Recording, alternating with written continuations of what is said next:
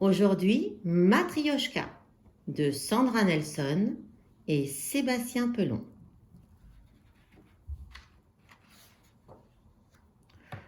Au nord-est de Moscou, dans la forêt de Semenov, vivaient Ivan et Natacha, modestes moudjiks et leurs 5 filles.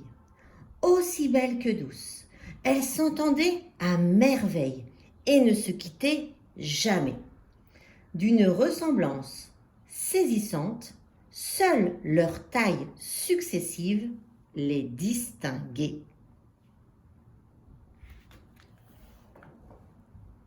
Chaque fille possédait un don particulier. Katerina, l'aînée, cuisinait des plats délicieux. Anna, la seconde, avait une voix enchanteresse. Marina, la troisième, cousait et brodait à la perfection. Tatiana, la quatrième, lisait dans les pensées. Quant à la cinquième, Vera, elle était championne d'échecs.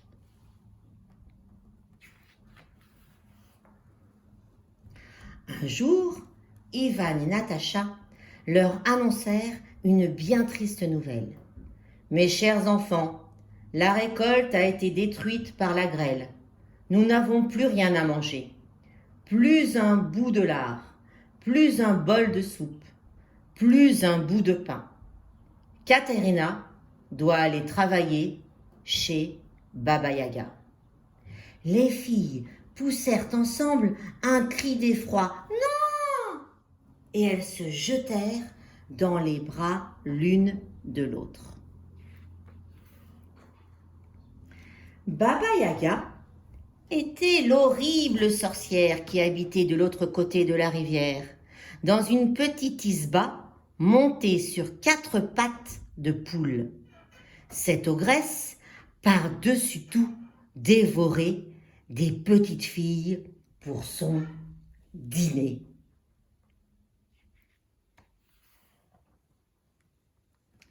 Natacha rassura Katerina tant bien que mal.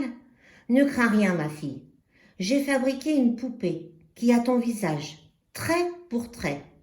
Tant qu'elle sera avec moi, elle te défendra. » « Petite poupée, mon enfant tu dois protéger, » chantonna Natacha avant de la poser sur la cheminée. Les 4 sœurs protestèrent, mais la courageuse Katerina se résigna. « J'irai dès demain chez Baba Yaga. » Les sœurs passèrent la nuit à pleurer, se consoler, puis pleurer à nouveau. Elles n'avaient jamais été séparées et ne pouvaient imaginer d'abandonner leur aîné. L'aube approchait et Vera, la plus jeune, eut une idée. « Si tu dois aller chez Baba Yaga, nous venons avec toi. Nous pourrons t'aider si elle veut te manger comme un poulet. Cachons-nous sous ta robe. » Et Vera se cacha sous Tatiana, qui se cacha sous Marina, qui se cacha sous Anna, qui se cacha sous Katerina.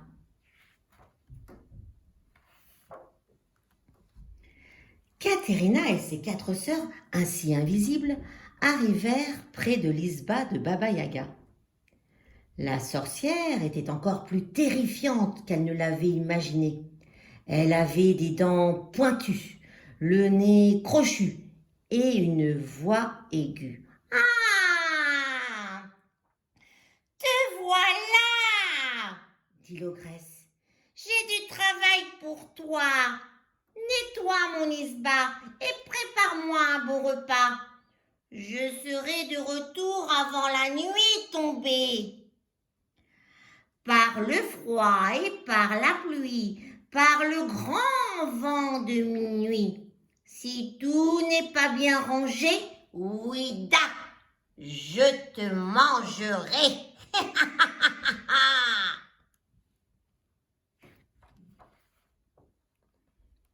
Tremblant de peur, les sœurs se dépêchèrent de balayer, nettoyer, ranger, tandis que Katerina préparait sa spécialité, un bortsch avec de la betterave, de la viande et du chou, puis une vatrouchka au fromage blanc, truffée de raisins secs. Baba Yaga rentra plus tôt que prévu, car elle avait très envie de croquer la petite fille. Mais quand elle découvrit que tout était rangé et que son repas était prêt, elle se contenta de dire « Ce repas est délicieux. Je n'ai plus faim. Je te mangerai demain. » En entendant ces mots, les sœurs firent « Oh !» en chœur. Mais Baba Yaga, qui avait dévoré tout son plat, dormait et ronflait déjà.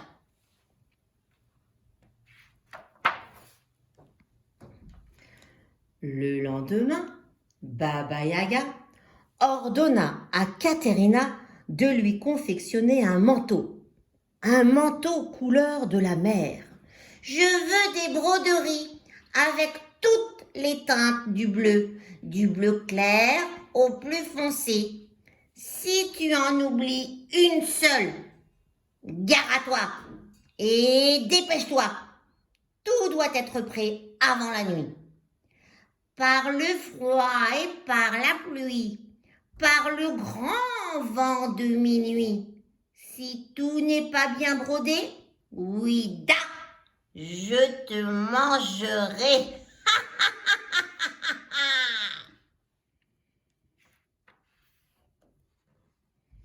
Tandis que les sœurs balayaient, nettoyaient et rangeaient, Marina se mit à l'ouvrage. Cette fois, convaincue que la fillette n'aurait pas pu achever son travail, Baba Yaga se lécha les babines.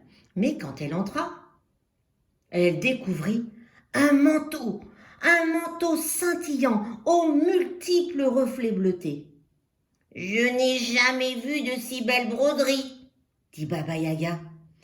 Très embêtée de ne pouvoir faire rôtir la petite fille, « Je te dégusterai demain, quoi qu'il arrive. » Et furieuse, la sorcière alla se coucher. Pendant ce temps, Natacha, ayant découvert la disparition de ses autres filles, confectionna 4 autres poupées qu'elle plaça à côté de celles de Katerina. « Petite poupée, mes enfants vous devez protéger, » chantonna-t-elle une nouvelle fois.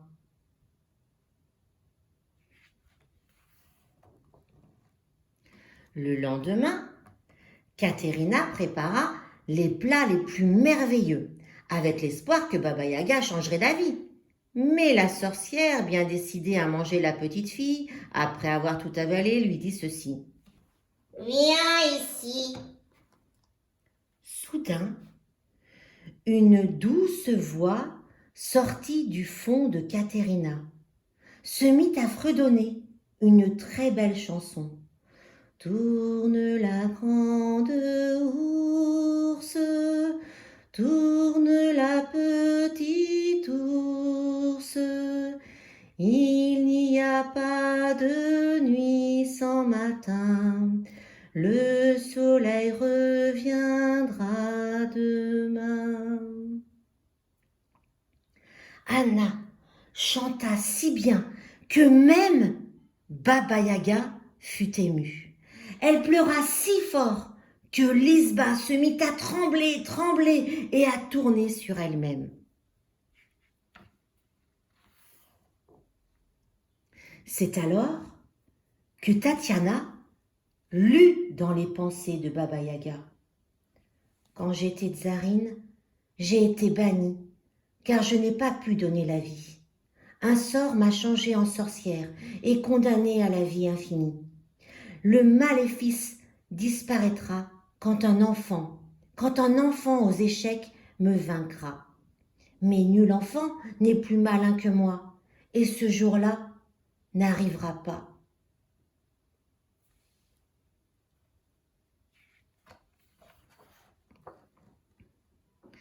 Tatiana répéta mot pour mot ce qu'elle avait lu dans les pensées de la sorcière, et la rusée Vera proposa à Baba Yaga une partie d'échecs.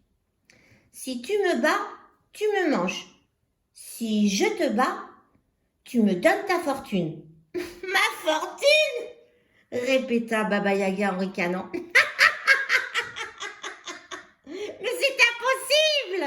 Je vais te battre immédiatement.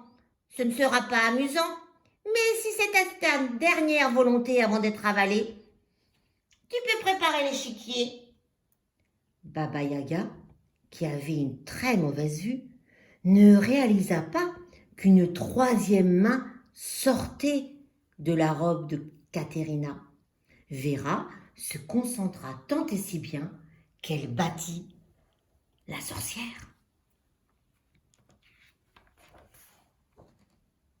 La tsarine fut alors libérée de son sortilège et redevint une belle jeune femme. Elle donna aussitôt sa fortune aux 5 sœurs qui rentrèrent chez elle saines et sauves, à la grande joie de leurs parents. En souvenir, Natacha offrit ses poupées à la tsarine. « Confie-leur ton vœu, le plus cher, et tu seras exaucé. » La tsarine, qui en retrouvant sa beauté avait perdu sa richesse, se maria avec un jeune paysan, et son rêve le plus précieux se réalisa. Ils eurent une fille, Matriona. Ses parents la surnommaient affectueusement Matrioshka.